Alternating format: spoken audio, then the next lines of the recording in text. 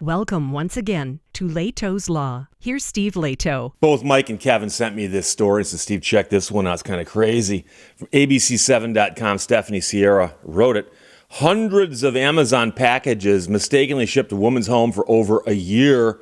The woman says it's been hell. But it looks like she finally got it straightened out with the help of the TV station. Once again, the media getting involved does it. Hundreds of oversized packages started appearing on this woman's doorstep, and she doesn't know why. She never ordered them. They're not addressed to her, but they are sent to her address.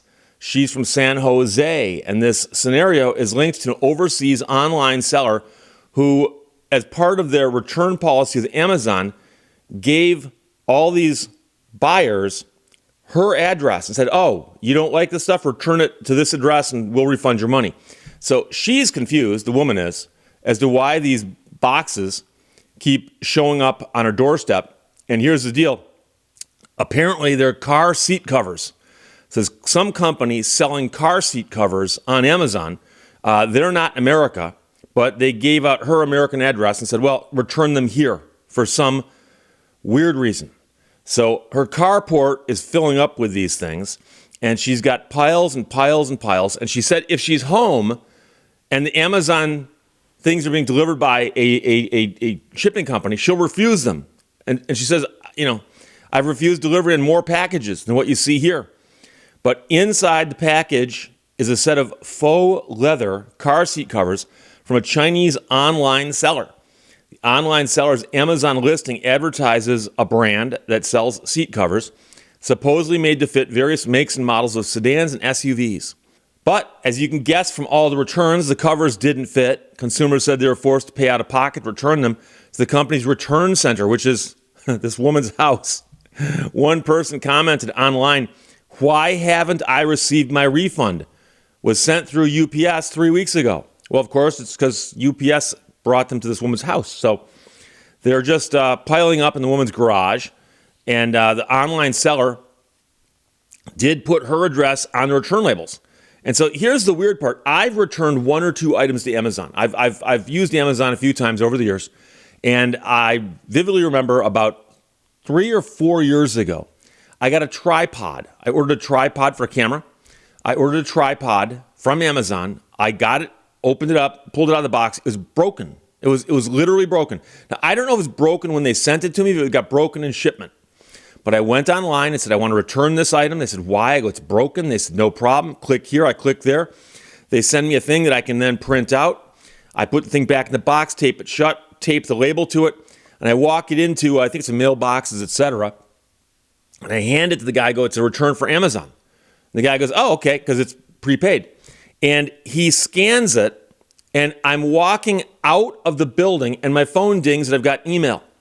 I look at it, it's an email from Amazon. It goes, your refund has been processed because we received your item.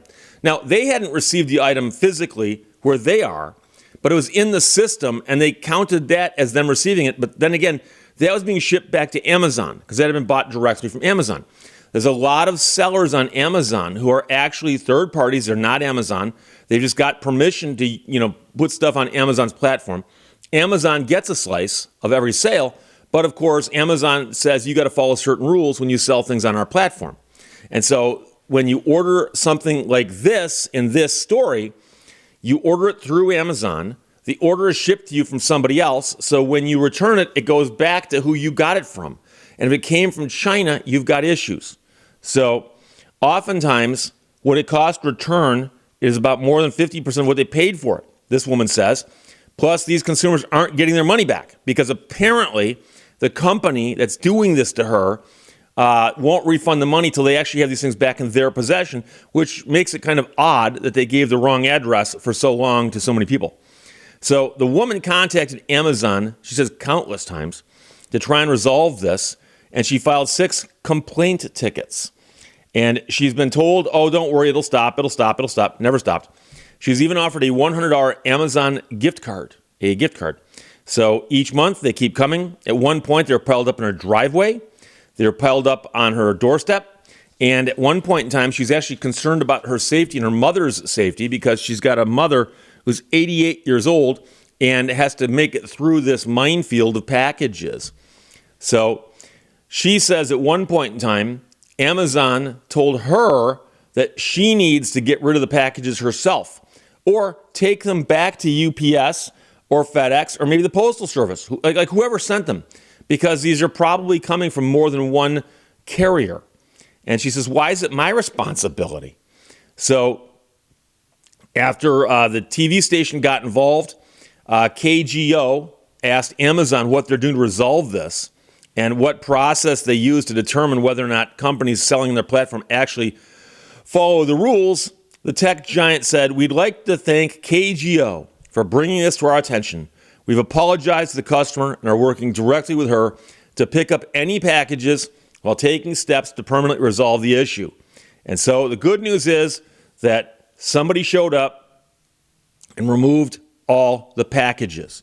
So she says, I'm eternally grateful that you guys are here for us. And she's referring, of course, to KGO and Stephanie Sierra, who wrote the article. And so many people are going to point out, and I agree with you. Yeah.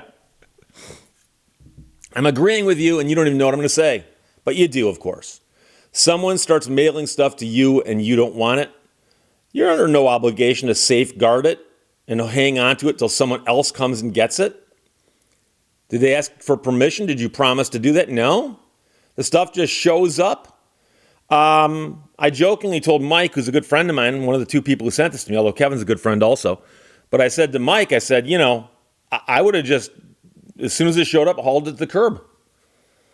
And Mike said, but that'd be a lot of work. It would have been. But the point is that eventually it would stop. Now, I have to salute this woman for putting up with this for this length of time.